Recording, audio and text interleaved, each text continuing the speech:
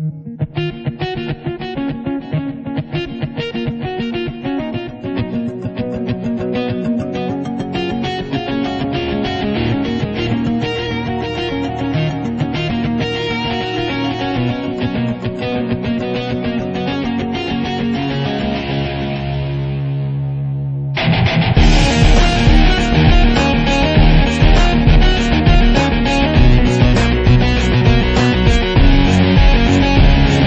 listeners of Sniffing Leather. First of all, I'd like to congratulate Xaret on his brilliant century. It's pretty hard for me to criticise the way he got out, as poor as it was, when doubtless we'll see many more wickets fall to the sweep over the course of the series. His century partnership with Gambia at the top of the order, the rate at which it was scored really helped India to set the tone for the rest of the day. Pujara was excellent too. He scored a good lick until Sehwag fell. Thereafter, he played a more consolidating kind of innings with Kohli and Tendulkar never really settling in before they got out, so he really played the innings that he had to. His performances, the dates in his tests, make me feel that India aren't really going to miss Dravid as much as their fans thought that they would. And now, on to England. There was only really one redeeming feature of England's play today, and even that could turn out to be a double-edged sword, unfortunately. I'm talking about Graham Swan, of course. He was a shining light of the England attack today. The rest of the bowlers, the seamers, struggled to get any movement from a very good batting pitch. They got only hints of reverse swing throughout the day. Got taken for a lot of runs with no reward.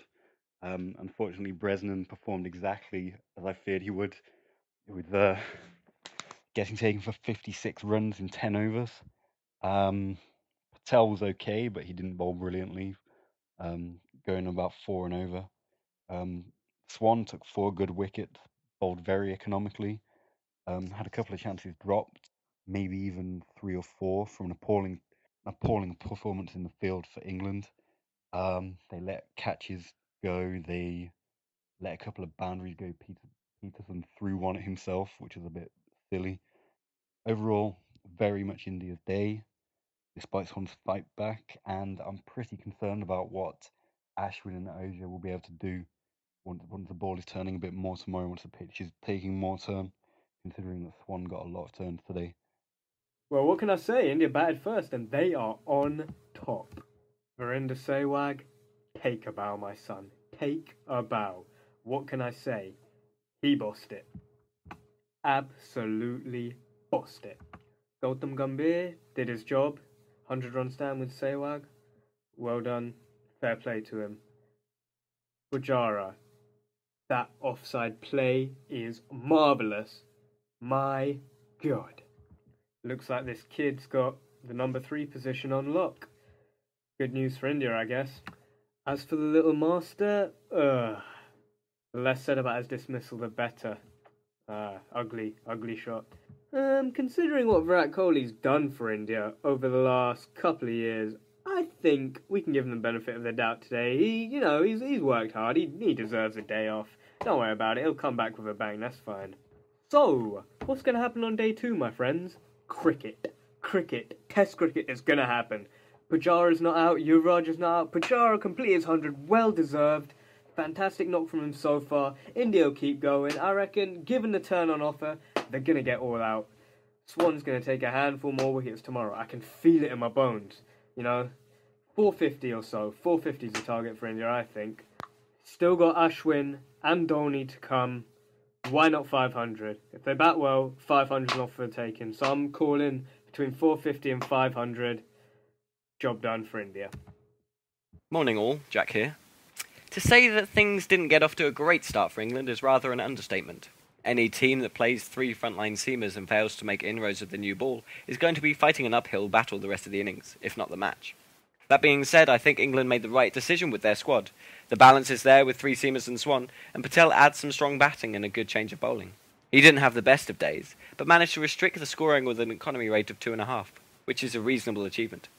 On the other hand, Panesar has a poor record against the Indians. 8 matches with 15 innings. He's only taken 19 wickets and an average of 54, which is dire. However, 2 frontline spinners are preferable on a wicket like this for obvious reasons, and with Bresnan going for 5.5 and over, today, perhaps I and England am wrong on this. All this speculation aside, the key man in this test is Graham Swan, who bowled brilliantly today. To keep decent lines and lengths and pose questions of top batsmen for 32 overs, picking up 4 for 85 is a stellar effort. Just a point about Cook. I feel he's a rigid captain who doesn't tend to try things out, which could be incredibly detrimental on flat pitches in hot climates. To have bowled 90 overs today without chucking the ball once to Trott or Peterson for a few overs is, for me, criminal. You can never know what sort of effect part-timers can have, and with the way the day went, it was worth the risk. It also gives other bowlers a rest, so I'm really disappointed that Cook doesn't seem to be the type to try it. And finally, the optimistic hidden within my cynical British exterior creeps out and says that if we can get a couple of quick wickets in the morning, followed by some tight bowling, we could restrict India to 450, and then we're in the game. If India manage to get excess of 500, 530, then the game is going to be nigh on impossible for England to win, barring a superb batting effort from England and a pretty woeful one from India.